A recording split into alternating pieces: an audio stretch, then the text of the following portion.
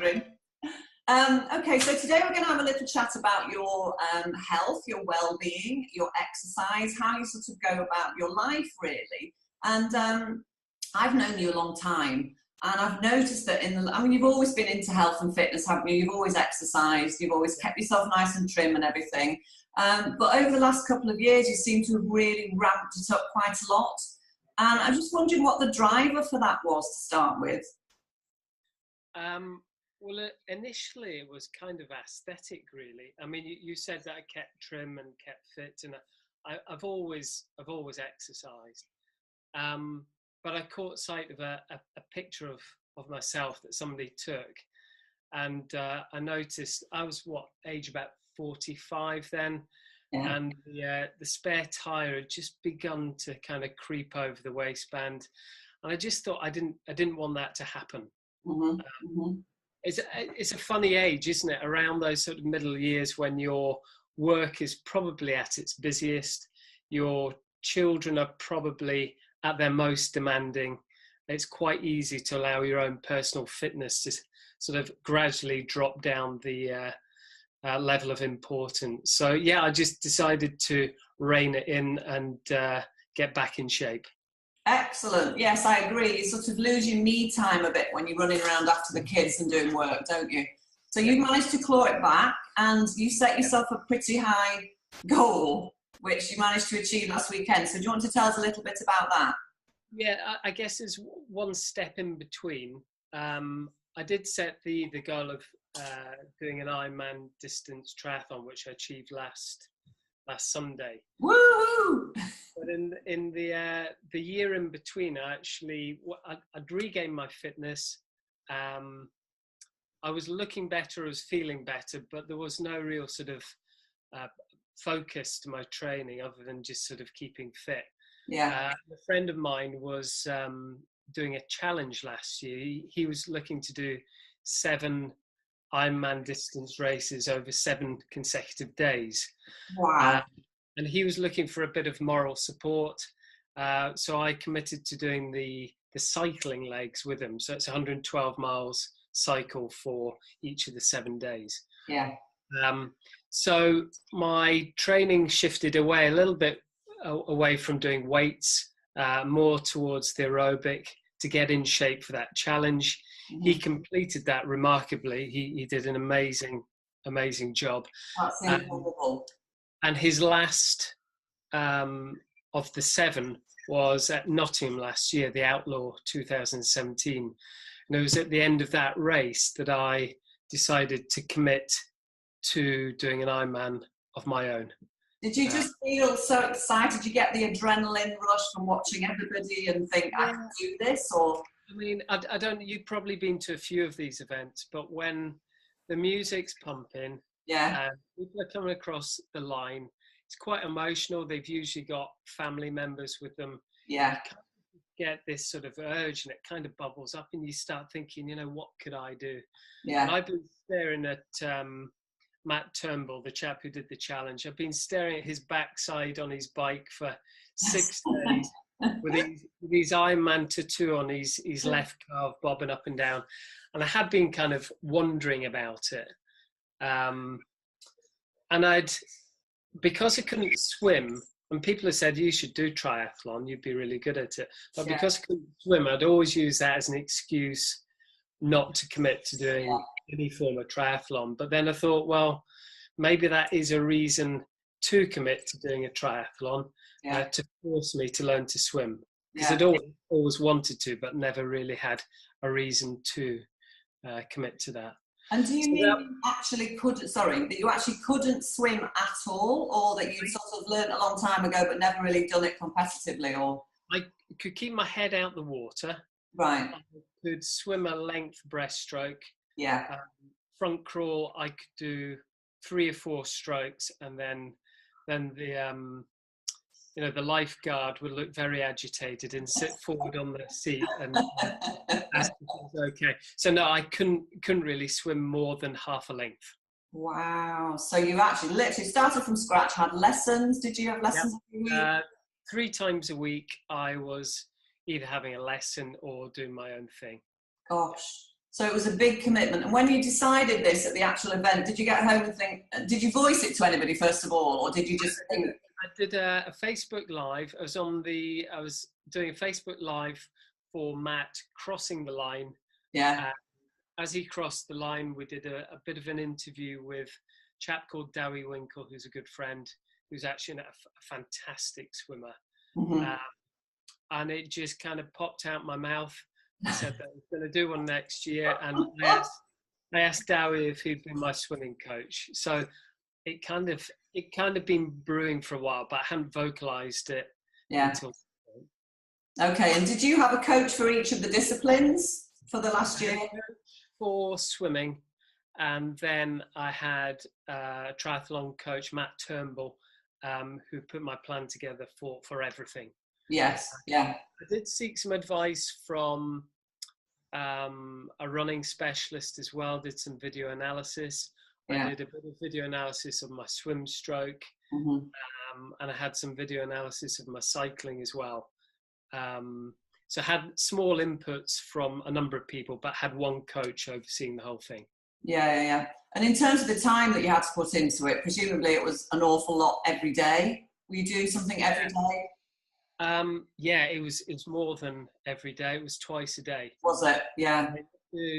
Basically, you have to train as a cyclist, you have to train as a swimmer, yeah. You have to train as a runner. Yeah. So it's it's 3 workouts per discipline per week. Wow. So that's 9. 2 strength and conditioning, so that's 11, and a Pilates 12.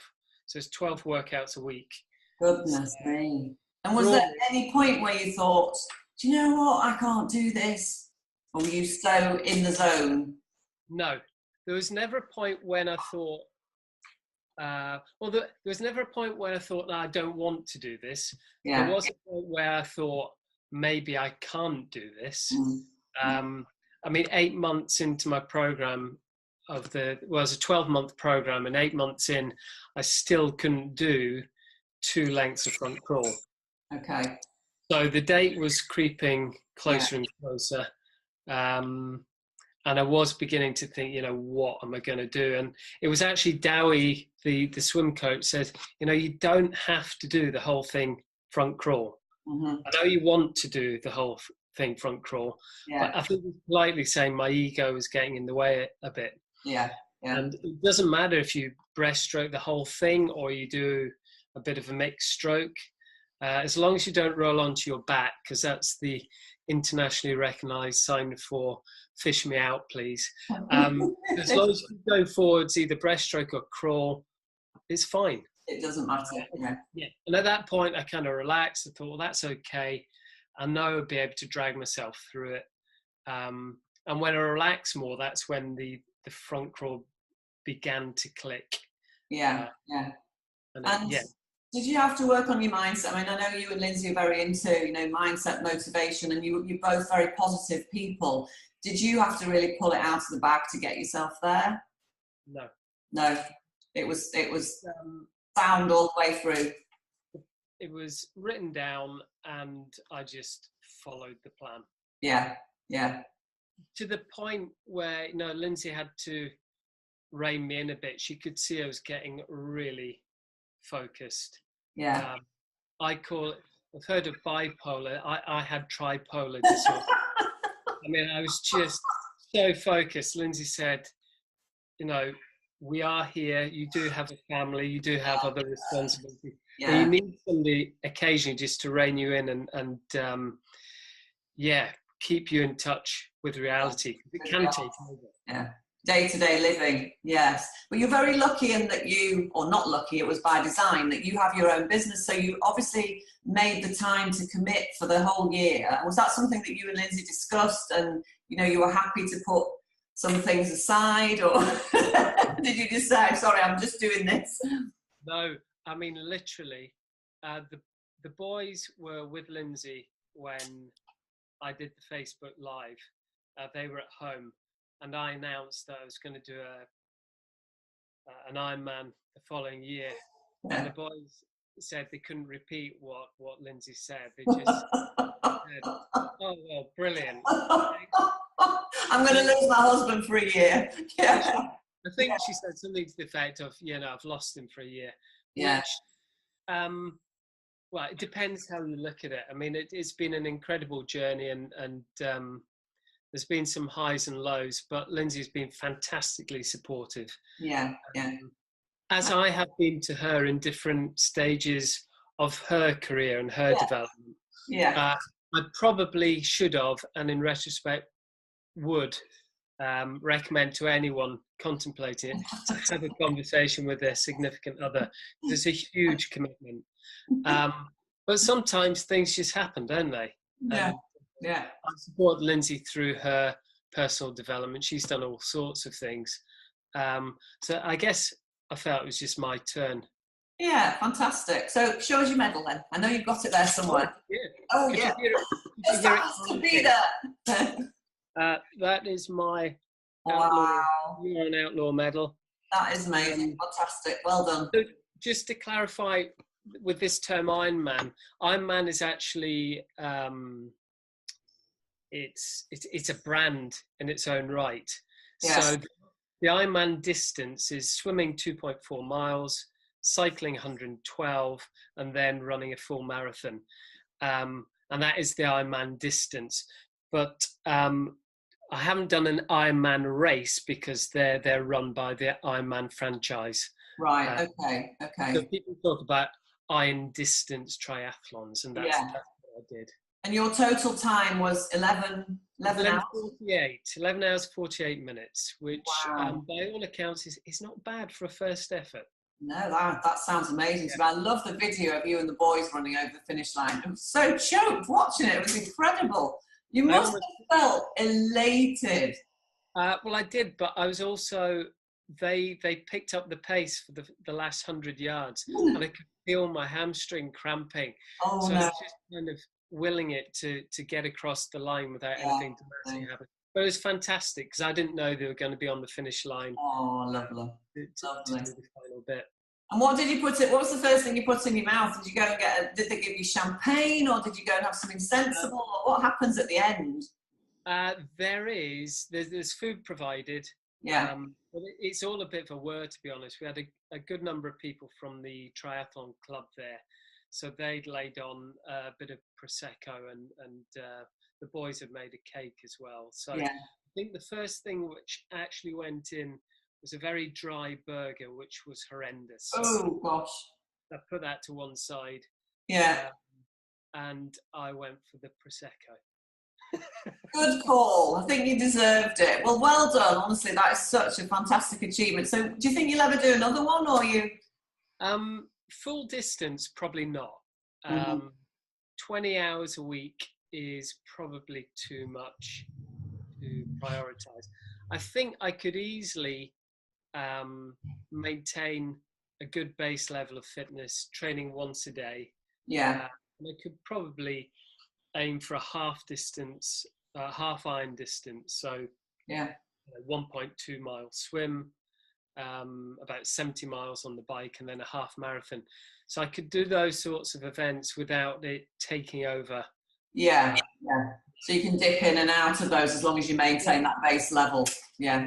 So I think looking forward, that's what I'd probably be looking to do. Yeah. The shorter distances are really heavy on the joints because you're pushing yourself closer to your threshold. Yeah. So the sprint and Olympic distances are really tough on your body. Yeah. As you get older, you tend to dial it down and do the sort of longer, more endurance events, and they're kinder on the body.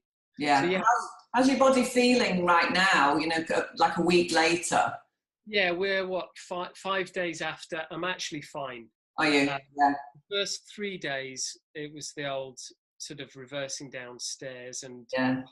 But yeah, I'm fine. I was on my bike this morning. I am going to just take it easy. It's a huge impact on your body. Heart-wise, joint-wise, muscles, everything. So I took it very easy for 2 or 3 days. I'm just got back in the water last night and did a gentle this morning.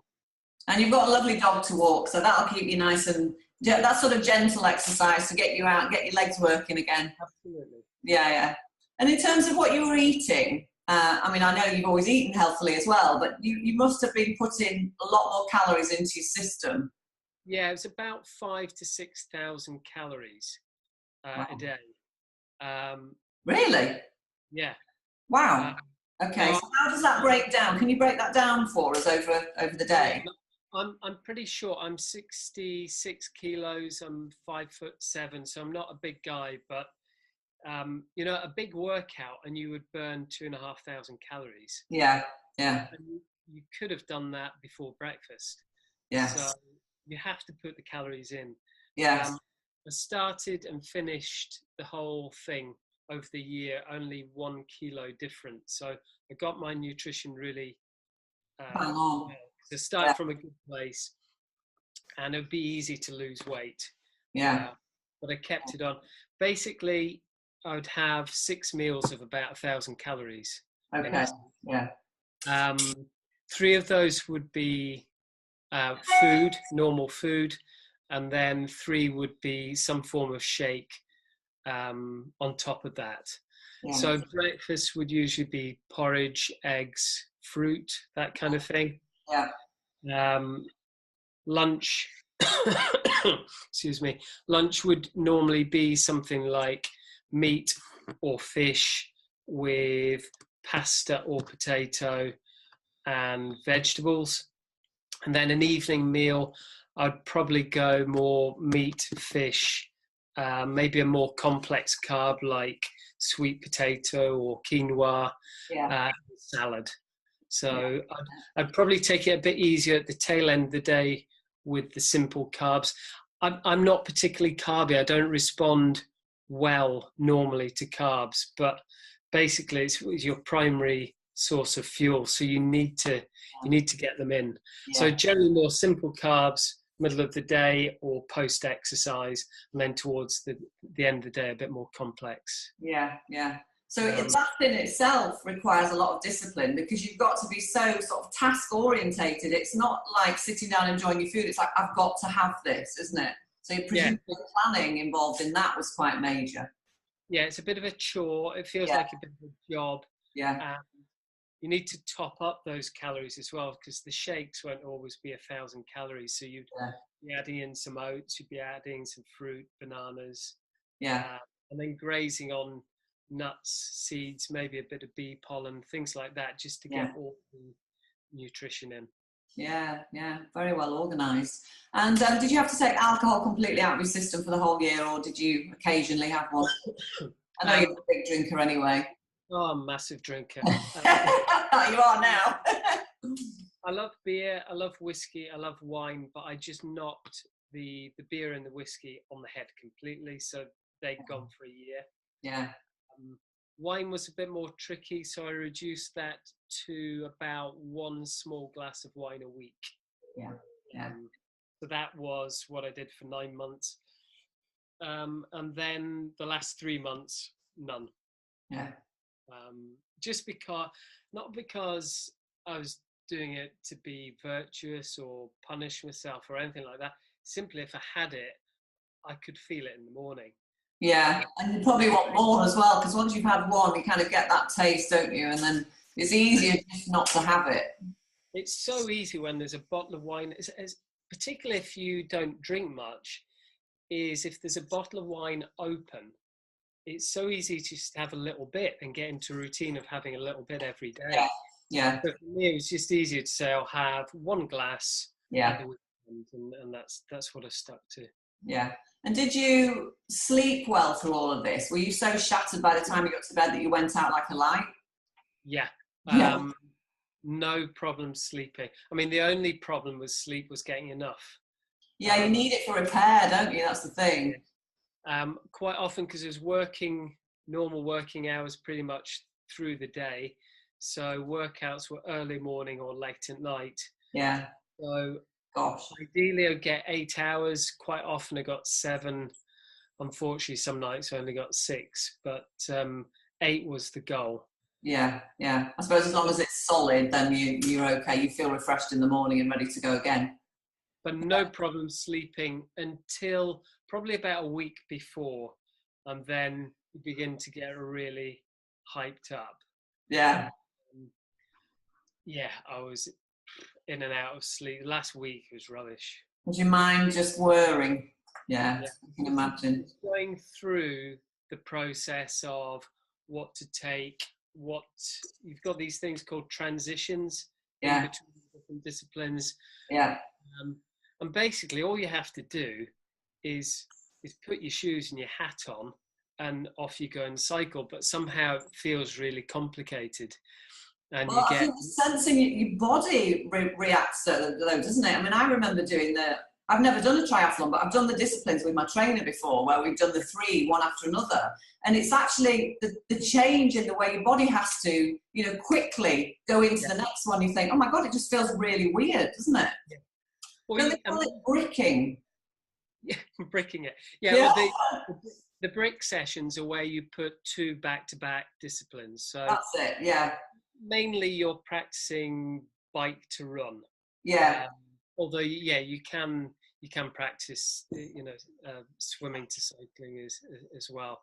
But the key thing is just modifying your cadence a bit. And one tip is actually getting your cycling cadence towards the end of the bike ride similar to your running cadence. Yeah. And that can help your legs do the transition.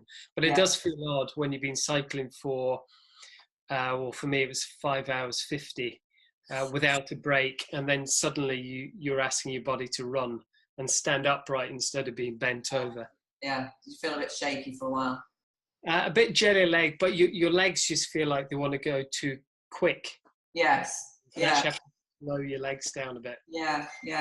Did you take a lot of supplements throughout the last year then to help your body? What did you add in that way? I did take a lot of supplements. I'd very much take a food first approach and get all the calories in that I can through food. But I definitely feel supplementing the diet is worth considering. And it's I spent a fortune on supplements, but thankfully that's the area of work that I'm involved in. So I can, which is helpful.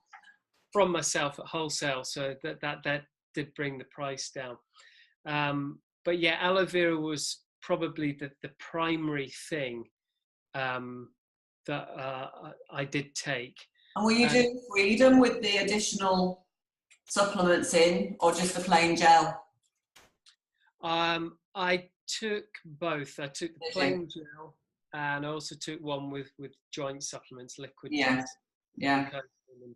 Chondroitin and MSM. Yeah. The key thing for me, for the reason for taking aloe, is that every compound that they've studied in terms of absorption when you're taking aloe vera is improved. So you get improved absorption of your normal diet and your supplements if you're taking aloe. So that's the primary reason for taking it for me. Yeah. And was that in the morning, just once a day? 3 times a day. 3 times a day. Yeah. And what else did you add in? I took fish oils. Yeah. As you know, the essential fatty acids are what make up the membrane of every single cell in your body. Yeah. So you want good transfer of nutrients, waste products in and out of the cells. You've got to have healthy cell membranes. So loads of fish oil, high quality fish oil for the omegas and the essential fatty acids. Yeah. What else did I take? I took L-arginine, which is a semi-essential amino acid. And what some people know is the miracle molecule. When it's broken down, it forms nitric oxide. And that is something which relaxes the smooth muscle and causes the blood vessels to dilate. So it helps get oxygen and nutrients to those cells. And it also helps take waste products away. Anything else? I took bee pollen. I would graze on, snack on. That's a complete food. It's got all the vitamins, minerals, all the trace elements and bits and bobs that you need to survive. And obviously a good daily vitamin and mineral to make sure you've got magnesium, zinc, iron, all the things which you need. Just covers everything off, doesn't it? Yeah. So yeah, of, I did supplement my diet. You did, well, yes. I think it makes sense when you're doing something so intense. I think you really need it, don't you, on top of the food? Because at the end of the day, we don't 100% know that we're getting everything from the food that we take. So I always think it's good to supplement where necessary, but not rely on, like you say, obviously food is most important. Yeah. In terms of who inspires you, whether it's a famous person or the person that you've been coaching, who would you say has really inspired you to make the changes? There's probably 3 people I'd identify. The first one was obviously Matt Turnbull, who did the 7 and 7 challenge, the 7 days. Yeah. So he's probably to blame for me taking on the challenge myself. There's a chap called Tim Don, and he is the world record holder for the Ironman discipline, 7 hours, 40 minutes for the whole thing. Wow. And how old is he? I don't know. He's maybe late 30s. Okay.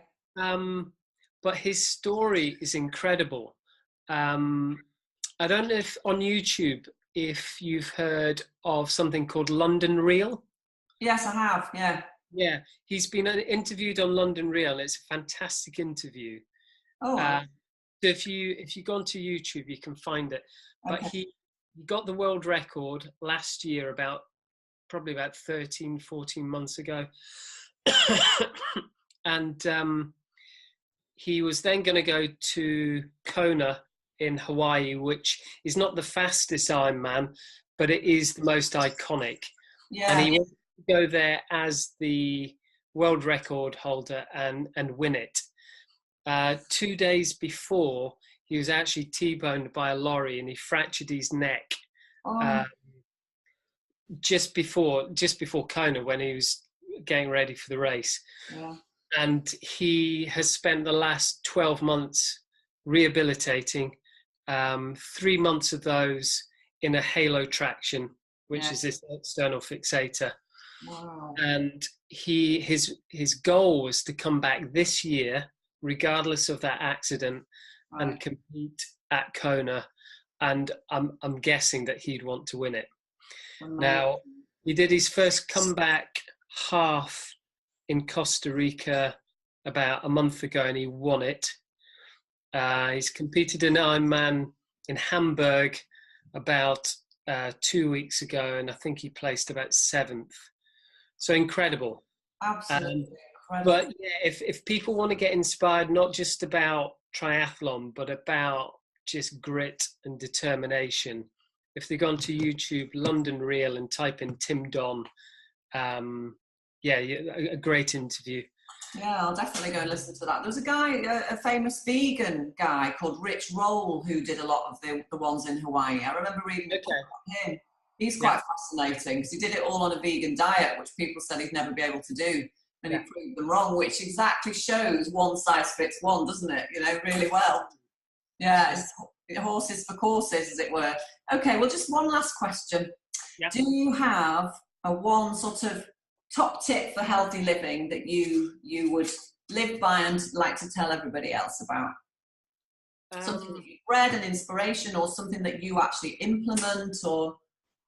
One thing's quite tricky.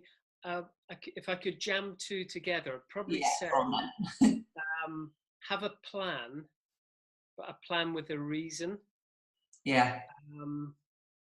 So let me try and think of an example. I was on my bike this morning, feeling a bit stiff in my hamstrings. I know I need to stretch, but if somebody just says you need to stretch, I know I need to stretch, but that isn't a good enough reason for me. I won't do it. I know if I can loosen off my back, loosen off my hamstrings, I'll be able to get a much more aero position. If I can get an extra 2 or 3% tilt on my forward sacral position. Probably be able to drop my bars by about 1 inch. I know that I'll probably knock off, well, probably increasing the speed by about probably half a mile an hour. Mm-hmm. And that would probably knock off about 9 minutes off my Ironman time. Yeah, yeah. So if I know why I need to stretch, yeah, I'll do it. Yeah, yeah. So it's a bit like if you have a plan and you have a plan with a reason that's motivating to you, you don't question it. So my mum used to have a schedule for her working day, and washing day was Monday, Wednesday, Friday. She'd shop on a Tuesday. She wouldn't wake up in the morning and think, shall I go shopping today? Do I feel tired? She would just get up. It's a Monday morning. She would go shopping because that was the plan. It's no different from my Ironman training. You have to write it down, because you wake up at 5 in the morning and it's pitch black, it's peeing down with rain, and it's blowing a gale. Yeah. We've had the beast from the east this winter. It's been a long, cold winter. It's been a long, hot summer. Yeah. There's been many times where you think, I don't want to do this. Yeah. But if it's written down and your goal is crystal clear, you'll just do it anyway. Yeah. So yes, if there's one tip, it's having a plan, but having a plan with a reason that's motivating to you. Fantastic. So maybe subconsciously your mum helped you by having that plan all those years ago. Maybe it's in your system. Yeah. Clever mum. Mums help with so many things on so many levels, don't they? And no, they do. I ran the race for Lindsay's mum in memory of her for cancer research. Lovely, lovely. Well, let's wrap up there, but that's absolutely fantastic. So well done. And thank you very much for chatting to me today. And hopefully I'll see you soon. Take care. Bye-bye, Mike.